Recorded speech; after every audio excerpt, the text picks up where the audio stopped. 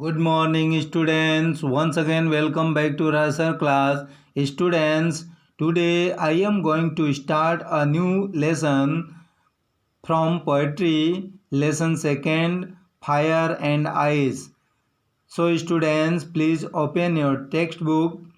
Before come to the points, I would like to tell you the central idea of the poem and the theme of the poem. So please listen to me very attentively. Students, इस कविता को प्रारंभ करने से पहले मैं कविता का केंद्रीय विचार तथा कविता के सार के बारे में बताना चाहूँगा.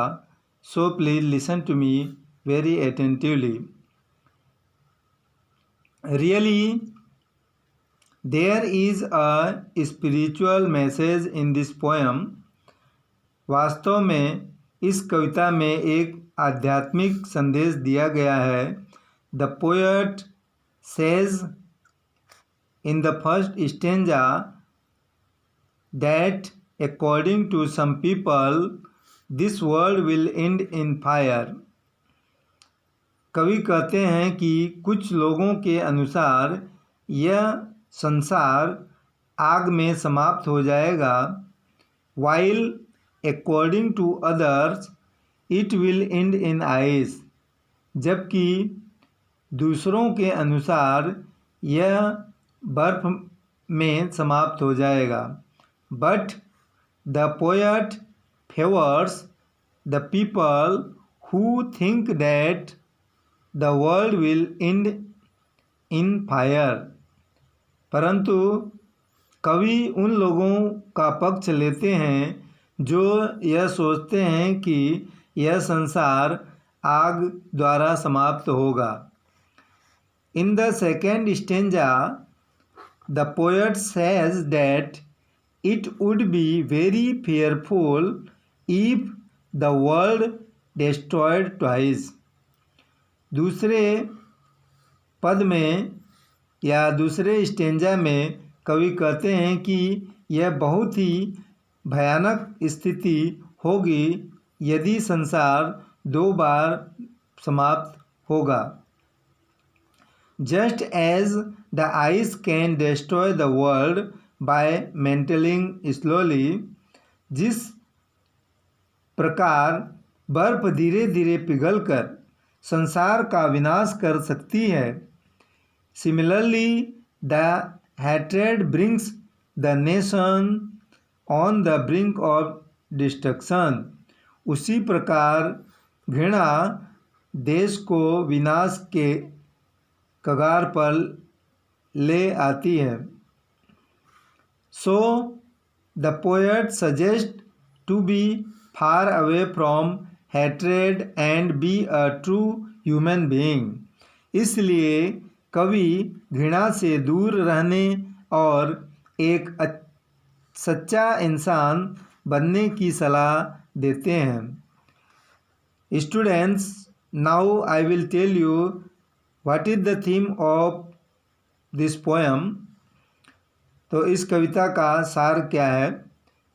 We find that the poet gives us a very beautiful message.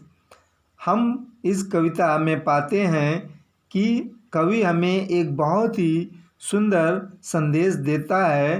To be far away from hatred and jealousy. घृणा हमें घृणा एवं ईर्ष्या से दूर रहने के लिए and lives together with love. और एक साथ प्रेम से रहने का संदेश देते हैं. He wants us that if we do not do so, the world will end. The world will face more trouble than that caused by fire and ice.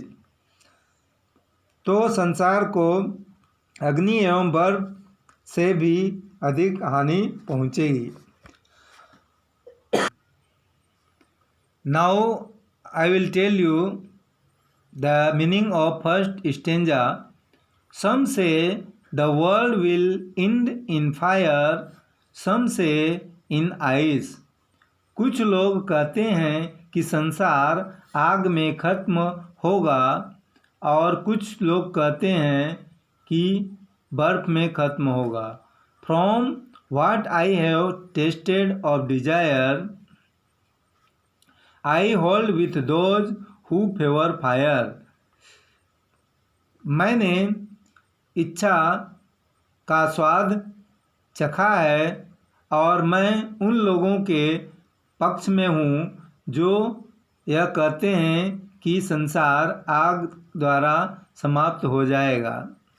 Now in the second stanza, but if it had to perish twice, I think I know enough of hate to say that for destruction ice is also great and would suffice.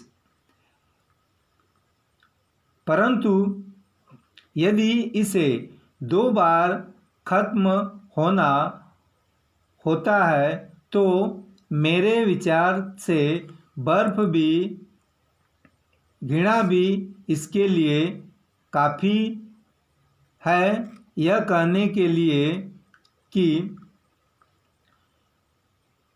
बर्फ भी इसके विनाश के लिए काफ़ी या शक्तिशाली है और काफ़ी रहेगा। So student, this lesson has been finished here. Now we will meet with the word meaning and question answer of this lesson tomorrow. Thank you.